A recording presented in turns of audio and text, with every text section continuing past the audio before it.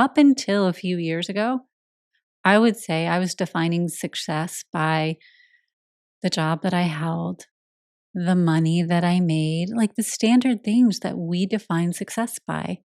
And was the car that I drove nice enough that I wasn't embarrassed to pull in somewhere? There are things that we define success by as a marker. And it has only been probably in the past, I don't know, 15 years that started to fall away. And each year, a little piece of it fell away. And then another little piece of it fell away. And then another little piece. So it wasn't like it all just went whoosh, gone. No, it happens gradually as we start to really look at, okay, now from this heart leader space, where I'm at right now in my life and in my soul, what is success to me? Right? That stretch you're talking about. Where am I stretching into now? What really matters?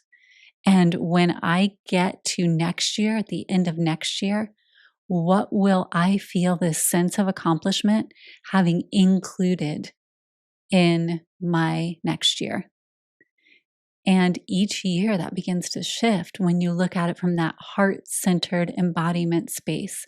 So I know Anthony and I were talking about that ability to be present and to be able to move and pivot constantly from that sense of calm presence. Talk about success, right? To have an entire year, not where you don't feel things or you're not having the emotions, because then you're just dead and that's kind of boring, right?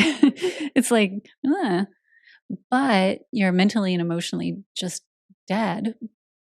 You're having it, but you're not letting it run you and govern you, right? You're still in this place of, okay, yeah, that's happening. That's interesting. I'm feeling this way about it. That's interesting. Okay, so what am I going to do about it? Yeah. And so as I'm heading into next year, that's what I'm using as a success metric.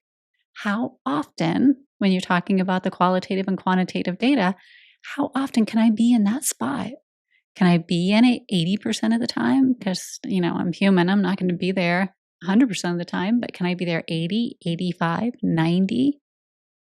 So that I can be more aware of how I'm pivoting, then track how did that shift the outcomes of the things that I was really focused on. Those key performance indicators that we have for Sweeve Era. How did it help me move those along differently than it did last year? Right? So we can really get focused from that heart-centered space. And then our team feels it too, and our family feels it too. And it's like, whoa, yay. Yeah. I mean, it feels like an up level when you have that kind of intention and purpose, and that's what I feel is so why heart leadership is so unique in its expression, right? It's because we had talked about like the heart being an antenna for for that which is beyond the earth experience.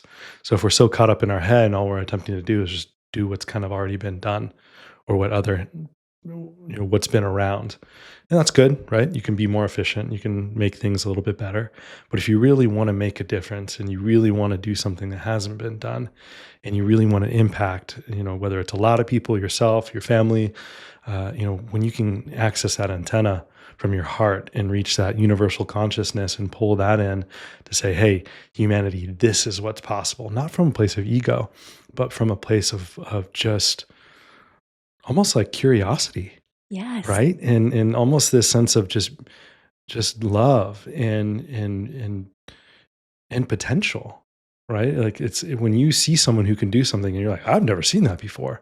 That's exciting.